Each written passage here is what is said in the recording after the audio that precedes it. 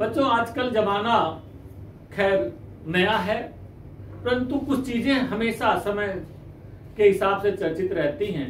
जैसे आज से 50-60 साल पहले गाना लिखा गया था, प्यार किया तो डरना क्या, प्यार किया तो चोरी नहीं की, फिर छुप छुप के मरना क्या। सुना होगा गाना, प्यार किया कोई चोरी नहीं की, है ना। ऐसे बहुत सारे गाने मिलते। और देखो यहाँ पर आजकल एक बड़ा जबरदस्त बर्निंग टॉपिक बना हुआ है आपके सोसाइटी में, आपके समाज में, आपके देश के विभिन्न पक्षों में न्यायपालिका और राज्य जो केंद्र यानी कि दोनों के बीच एक मामला चल रहा है, और वो है सेम सेक्स मैरिज का। यह जो बच्चों इशू है बड़ा ही अपना जबरदस्त है, नो डाउट। इसका प्रभाव समाज, संस्कृति, राजनीति, हमारी सामाजिक सांस्कृतिक पूरी व्यवस्था पर तात्कालिक और दूरगामी प्रभाव पड़ेगा।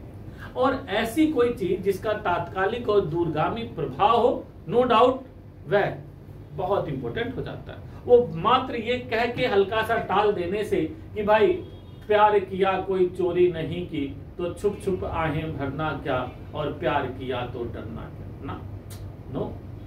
ये मुद्दा इतना आसान नहीं है बच्चों। यह मुद्दा आप देखेंगे, इंटरेस्टिंग बात यह है कि दोनों तरह की बातें हो सकती हैं। कुछ लोगों का मानना होगा जो भाई मानते होंगे कि अरे भाई हम मानव अधिकार है, आधुनिक समय है, और ऐसे मानव के अधिकार को कैसे कोई रोक सकता है। दुनिया के बहुत सारे देशों में ऐसा तो मान्य है, लगभग 35 देशों में, जैसा कि आप लोग पढ़ चुके होंगे, मान्य है।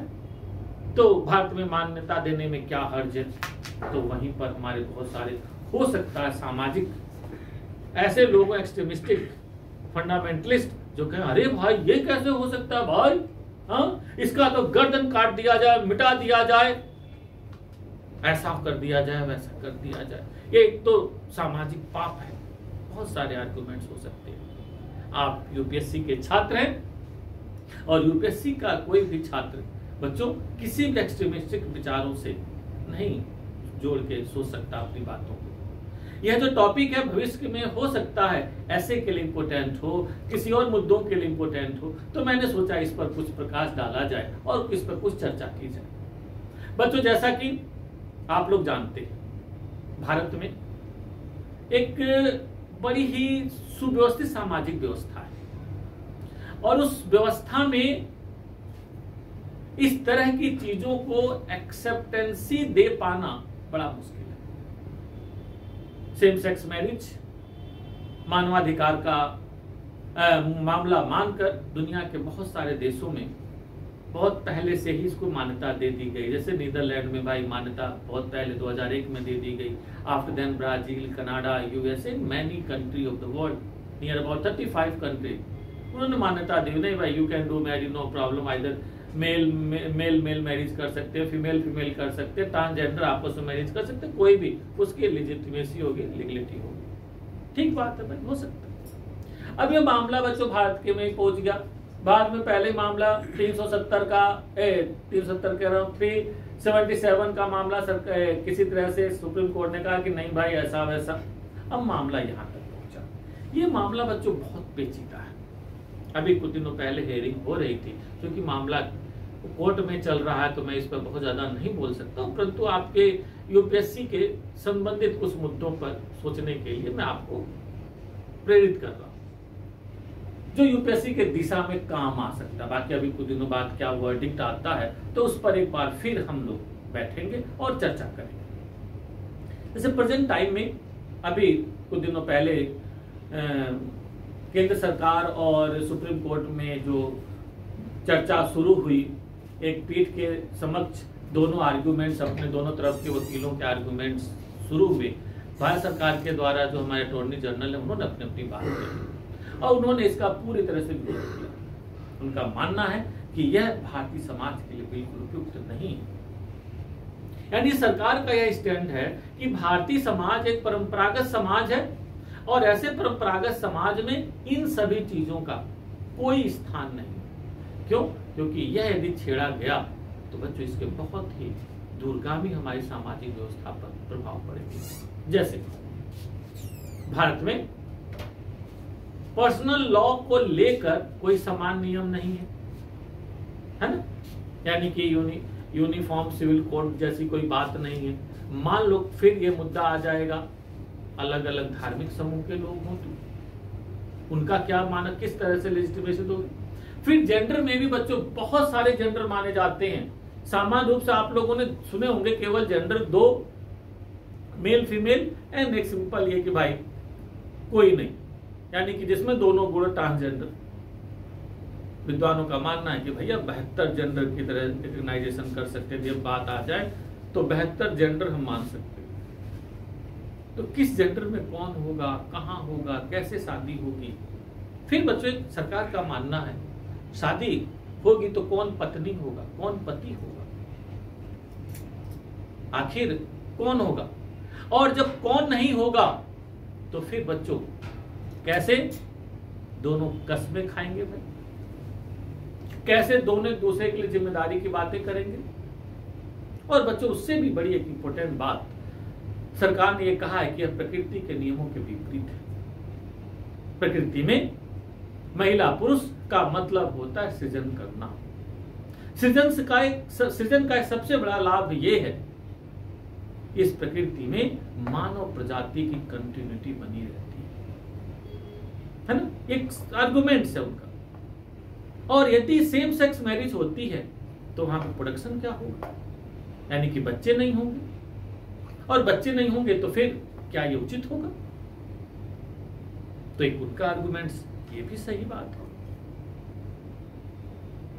दूसरी बात, इससे बहुत सारी और प्रॉब्लम्स आ सकती हैं। संपत्ति का बंटवारा कैसे होगा, यदि पत्नी नहीं होगी तो उसको कंपनसेशन कैसे दिया जाएगा। हिंदू कोड जो है, हिंदू बिल जो है, वह पत्नी को कंपनसेशन देता है। किसको, कौन पत्नी को, कौन पत्नी होगा जिसे कंपनसेशन दिया जाए। इफ तलाक इज देयर, डाइवोर्स होता है तो इन दैट केस कहां पे किसको कंपनसेशन दिया जाएगा। तो कुछ लोगों का कहना, अरे भाई जब इंडिया में लिविंग रिलेशन में लोग रह रहे हैं तो किसमें लोग यदि शादी कर लेंगे तो क्या प्रॉब्लम है। अरे भाई लिविंग रिलेशन में रहने वाले दो अपोजिट जेंडर है, जिसमें एक क्लियर है कि this is boy and this is girl. तो ऐसे में उसके जो नियम बने हुए हैं उसके अकॉर्डिंग किसी भी व्यवस्था को निर्णय देना आसान होता है। यहाँ पर उस व्यवस्था में कौन निर्णय किसके लिए देगा, बोलो। तो कुछ लोगों का कहना, अरे भाई बात यह है कि गोद लेके बच्चे भी वो पाल सकते हैं। अरे भाई उसमें भी कौन मां बनेगा, कौन पिता बनेगा, किसको लिखा जाएगा मां, किसको लिखा जाएगा पिता, ये भी तो प्रॉब्लम है। सारी व्यवस्था हौच पौच हो जाएगी। फिर इस पर फिर जो हमारा 1956 का हिंदू बिल है और अन्य कई दूसरे बिल हैं वहां पर भी होगा। और बात फिर ये आ जाती, बहुत से विद्वानों तो यहां तक कह दिया अभी जो मामला है, ये मामला फिर ये भी तो होगा, ये मामला हिंदू बिल में ही क्यों अमेंडमेंट होगा, मुस्लिम पर्सनल लॉ का क्या होगा, वहां पे कैसे अमेंडमेंट होगा, ये भी तो बात है। तो ऐसे बहुत सारे आर्गुमेंट्स सरकार ने दिए। तो वहीं पर इस मैरिज के सपोर्ट में जो वकील हैं उन्होंने अपना तर्क दिया, भाई मानवाधिकार है, जो आर्टिकल 14 है वह हमें संरक्षित करता है, हम कैसे भी रह सकते हैं, कैसे भी जी सकते हैं, हम कैसे व्यक्ति कर सकते हैं, बहुत सारी चीजें। उनका अपना आर्गुमेंट, आप दो लोगों की मनोभावनाओं को ऐसे नहीं रोक सकते। तो इस तरह से उनके अपने आर्गुमेंट्स हैं, उनकी अपनी बातें हैं और उसके तहत वे सारी चीजों को आगे बढ़ा रहे हैं। चलिए भाई, अब दोनों को अपने अपने तक, अब आप क्या स्टैंड लेते हैं, यहां पर बात यह है बच्चों, हमेशा ध्यान रखना, आप सिविल सर्विस की तैयारी करने जा रहे हैं, आपको स्टैंड जो सरकार का स्टैंड होगा वो आपका स्टैंड होना चाहिए। अब आप यहीं पे बहुत सारी बातें बच्चे शुरू कर देते, नहीं नहीं ऐसा होना चाहिए, मेरा मानना है, तो आप फिर ब्यूरोक्रेट नहीं बनने जा रहे हो बच्चों, नेता बनने जा रहे हो। आप पहले डिसाइड कर लो, आप नेता बनने जा रहे हो, ब्यूरोक्रेट्स बनने जा रहे हो।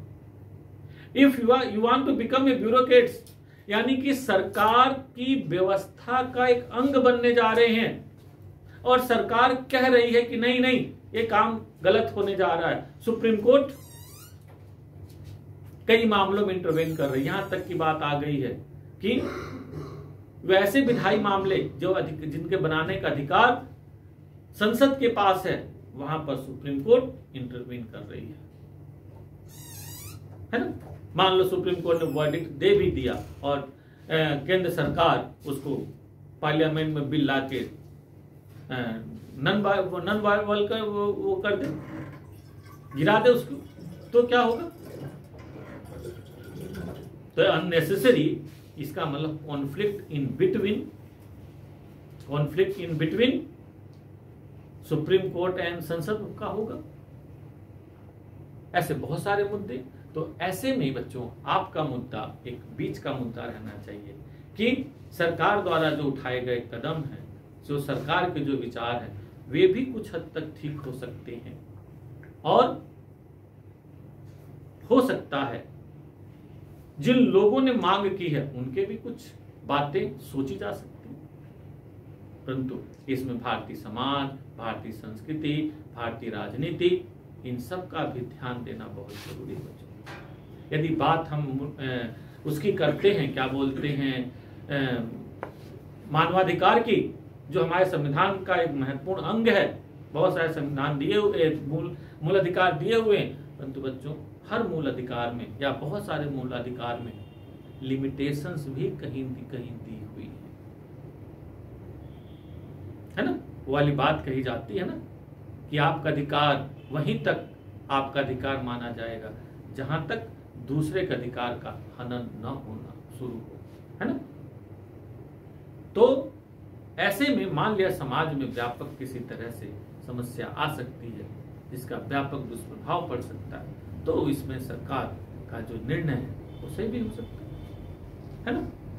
तो ऐसे बहुत सारे मुद्दे हैं, अभी तो कुछ कहना जल्दी होगा, वेट करिए क्या सुप्रीम कोर्ट के इस मामले में बेंच जो बैठी हुई है 5 सदस्यों की, उन सदस्यों के क्या वर्डिक्ट आते हैं, एंड वर्डिक्ट से फिर हम लोग एक और विषय पर चर्चा करेंगे और इस पर मैं बेहद एक वीडियो बनाकर ऐसे कुछ आप बातों को बताना चाहूंगा जो एक स्टैंड आप लेकर आगे बढ़ सकते हैं और इसका यूज कर सकते हैं। तो till then bye, thank you.